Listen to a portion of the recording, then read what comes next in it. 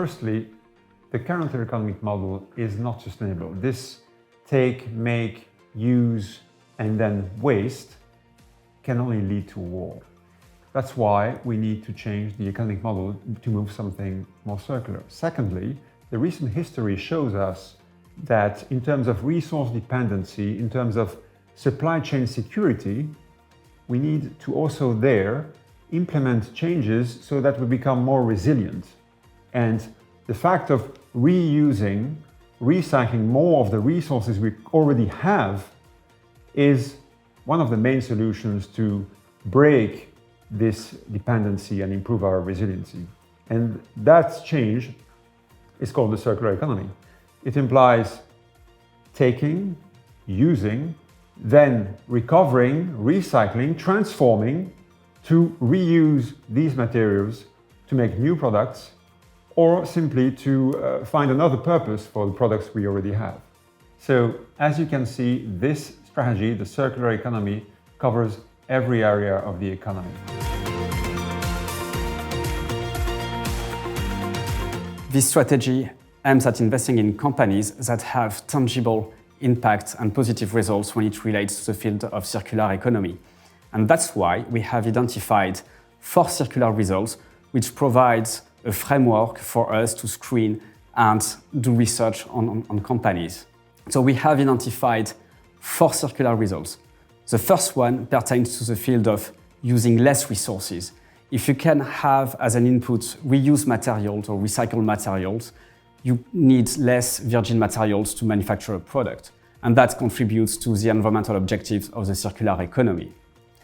The second circular result pertains to the field of creating a recovery and collection network, because you cannot make a circular economy meaningful without a proper collection system. And that's why we as well spend quite some time looking for companies that have the ability to recover resources and then transform it so that these resources can be used to make different things. The third circular result is around product durability. The idea that a product that can last longer or which can be repaired means that we don't need to build new, and because we don't build new, we need by far less natural resources to build this product. And finally, we spend quite some time as well identifying new business models for ownership, such as a sharing economy or product as a service, because once again, it contributes to the environmental objective of that strategy.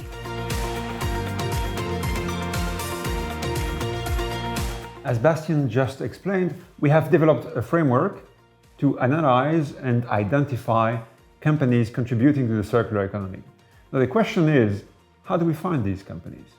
Well, we reasoned in terms of verticals. We call them verticals. You could call them sectors or areas of the economy. And we have identified 6 of these areas where we think that the transition to the circular economy is happening. The first one is building and infrastructure.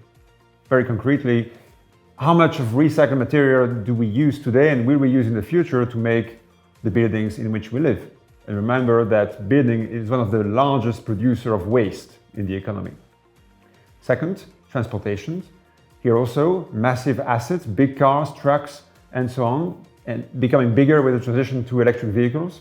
So a big challenge for the circular economy. Third, food. How do we produce our food and how do we package it? Fourth, consumer goods. All the products we use for our lifestyle, at work, made of plastic, paper, metals, and so on. These materials can be recycled and can be made to be recyclable.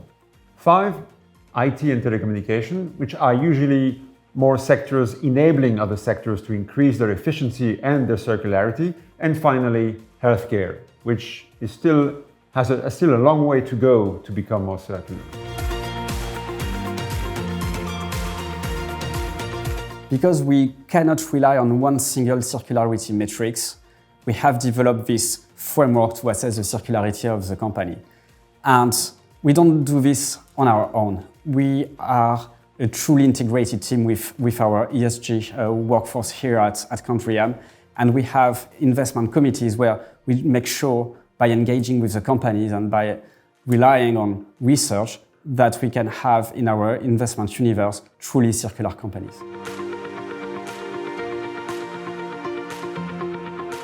So as you can tell, the investment opportunity is gigantic.